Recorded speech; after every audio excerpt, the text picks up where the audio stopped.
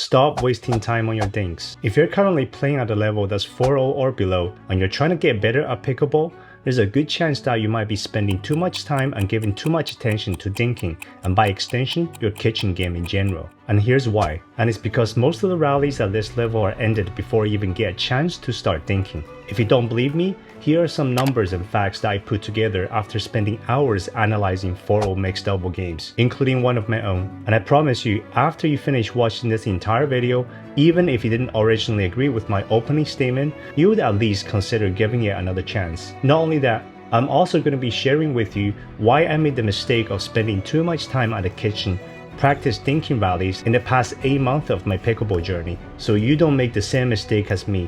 And towards the end, I'll also share with you what I do now to correct that mistake in my drills, so be sure to watch the entire video the whole way. So this first game you're watching on the screen right now, it was a game from the 2024 CAPA Orange County Championship 4.0 Mixed Double Tournament, which took place in California. And shout out to Picklr for sharing this video on YouTube. All 4 players look to be in their 20s and early 30s, so definitely some young players we've got here. The final score was 11-7 and was quite a close game for sure. A grand total of 49 rallies were played throughout this game, and 25 of these 49 rallies ended within the first 5 shots. Over 50% of the rallies had no dinks. And most of the time, the losing team didn't even get a chance to move up to the kitchen. And out of the remaining 24 rallies that ended after the first 5 shots, 11 of those had 0 dinks. So if you add the 11 rallies that had 0 dinks with the 25 rallies that ended within the first 5 shots, that comes to a total of 36 rallies that had no dinks. Now to put it in a different way, dinking was not even relevant to 73% of the rallies that were played in this game. And this leaves us with only 13 rallies that had any kind of dinks in there. Now we're not over yet, because within this 13 rallies that did have dinks, 9 of the 13 only had 2 dinks or less. This means that even by the small chance that the teams get to the kitchen and start a dinking rally, the rallies would typically end within the first 1 or 2 dinks. Therefore, leaving us with only 4 rallies, that's a whopping 4 out of 49 rallies that had more than 2 dinks throughout this entire game. This game had a total of 339 shots being played, and guess what? Only 49 of those were dinks. And that means only 14.5% of the shots were dinks.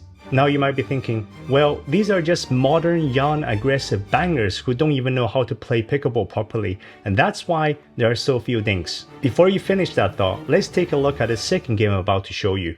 And this was the 2023 US Open 4.0 Mixed Doubles 65-year-old plus gold medal match. And shout out to Team Hanlong Pickleball for sharing this recording on YouTube. This, I believe, is the most senior age bracket that you get in most pickleball tournaments. And let me break down the numbers for you on this game. The final score of this game was 11-8. Again, another very closely matched game. And coincidentally, there was also a total of 49 rallies being played out in this game. 27 of the 49 rallies ended within the first 5 shots. And out of the remaining 22 rallies, 15 of them had 0 dinks, leaving us with only 7 rallies that had any kind of dinks in there. And 6 of these 7 rallies only had 2 dinks or less. So for this entire game, only 1 rally had more than 2 dinks. That's just 1 out of 49 rallies had more than 2 dinks. In total, this game had 305 shots being played.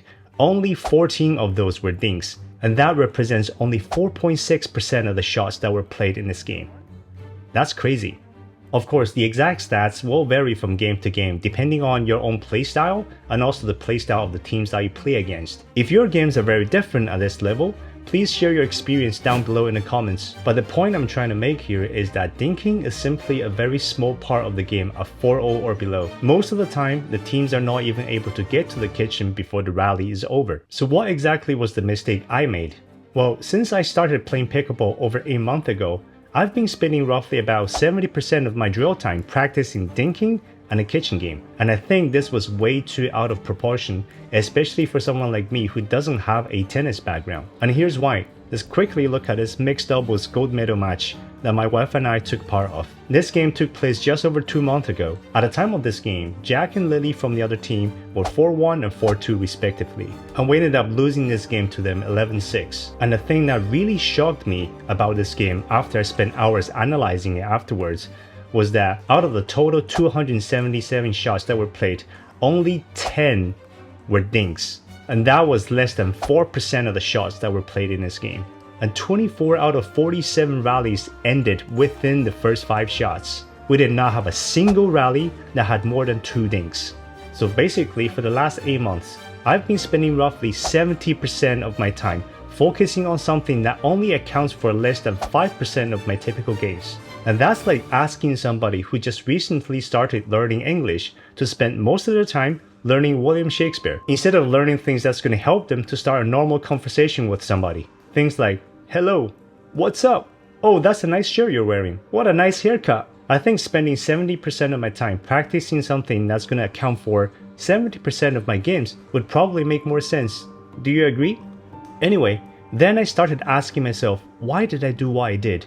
And I think there were 3 main reasons for that. Number 1, dinking rallies are just fun. I enjoy being at the kitchen within close distance from my friend, dinking the ball back and forth at the same rhythm over and over again. And there's just something therapeutic about listening to the sound of the pickleball bouncing back and forth and getting into that flow state. I mean, I really do enjoy that a lot. And plus, you can also talk to the person on the other side of the net, which makes it social and more fun. And the second reason for why I did what I did was that I watch a lot of pro games. And in these high-level games, especially the men's doubles, it's very common to see extended dink rallies. And it made me think that's how the game should be played at my own level as well. But what I didn't realize at the time was that the only reason why the top-level pros are doing what they do, i.e. having these extended dinking rallies, is because they have enough respect for each other's hands and their ability to counter speed-ups and drives. They know that if they keep driving the ball at the other team or randomly speed up the ball at the other team, they're going to get punished, therefore not achieving anything, and most likely cause them the point in the end. They understand that the moment they initiate a hands battle at the kitchen, the whole game becomes a 50-50, so they're very careful at picking which ball to speed up. And when you can't drive the ball or be speeding up the ball a lot of the time, guess what? The only thing you can do is dinking. So that's what the high-level players do. They dink to create pressure against the other team until they find the opportunity to attack. And it's definitely not because they like dinking at the kitchen. In fact, based on my personal experience of playing against players who are 5-0 level, a lot of the time they start out the game by testing me whether I can handle their drives and speed up or not. If they don't think I can handle their drives and speed ups, they're just going to keep doing that over and over at me to get easy points. They'll only start dinking with me if I can prove to them that those hard drives and those random speed ups don't work on me. So keep this in mind. Dinking is really the last resort in this game, and you should not expect the players to dink each shot by default. If they have more aggressive options for each shot, they are going to go for that more aggressive option, and they should. So it's up to you to prove to your opponent that if they keep driving hard balls at you or speeding up random balls at you, you're going to be able to punish them by either letting the out balls go or counter the ball back at them.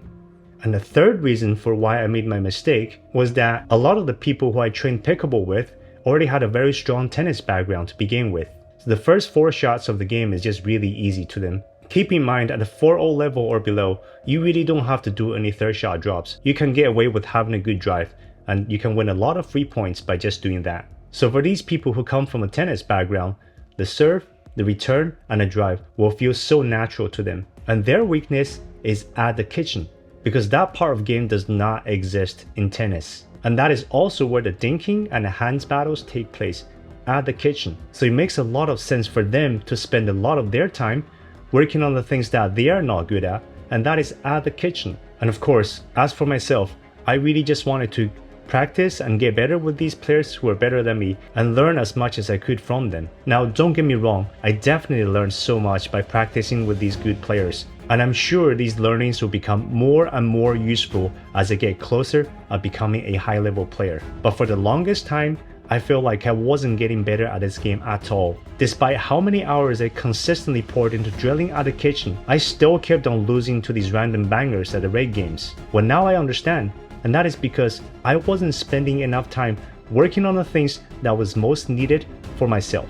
So keep this in mind, guys. Just because you see something that a lot of high-level players do, that does not mean it's something that's suitable for you to do for where you are in your game. So always analyze your strengths and weaknesses and spend your time wisely working on things that's going to help you grow your own game. I'm not saying don't practice thinking at all, In fact, there's always good benefit of spending some time practicing dinking, no matter where you are in your game. But be very careful to spend disproportionate amount of time practicing something that's not even gonna happen very often in your games. So after realizing this recently, my drill partner and I have completely restructured our drill sessions these days. In the past, for each one of our 2-hour drill sessions, we would typically spend somewhere between 60 to 80 minutes of our drill time practicing dinking and a kitchen game. But these days, we've been spending typically 15 to 20 minutes of our time just dinking at the kitchen to warm up, then spend the vast majority of our drill time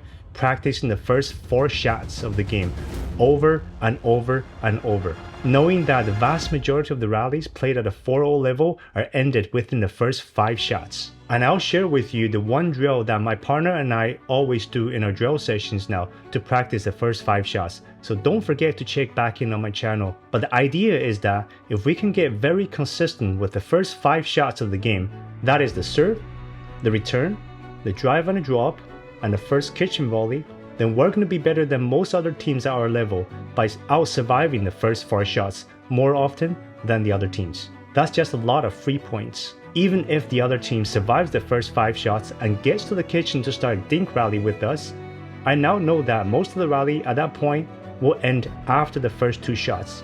Nothing too fancy, just 2 simple consistent dinks. If we can do that at the kitchen, we're gonna beat a lot of teams, and that's again a lot more free points. And honestly, I think by the time anybody develops the skills to hit consistently for the first 4 shots of the game, they will have developed the skills to hit 2 simple consistent dinks. If by the rare chance that the dink rally extends beyond the first 2 dinks, then by that point, I'll be very happy to give away that point to my opponent, because I know that situation does not occur very often at my level. So if you think you've been stuck in a similar situation like me, maybe consider start practicing more on the first 4 shots of your game as well. There's no better place to start than learning how to get better at return of serve, which in my opinion is one of the most important and yet overlooked shots in pickleball. I've recently released a video on how to master the return, which has already received over 40,000 views at this point. I promise you, if you watch that video, you'll learn things that you've probably not thought about before on returns. I'll pop the link of that video down in the description below, so check it out. And if you've made this far into this video, I just want to thank you for spending your valuable time hearing what I had to say in this video. If you enjoyed this video, please do me a small favor by clicking on the like button down below, subscribe to my channel for more contents like this, and share this video with other people who you think might benefit from watching this video. It's going to help this channel grow in a YouTube algorithm. As always, thank you for watching. I'll see you in the next video.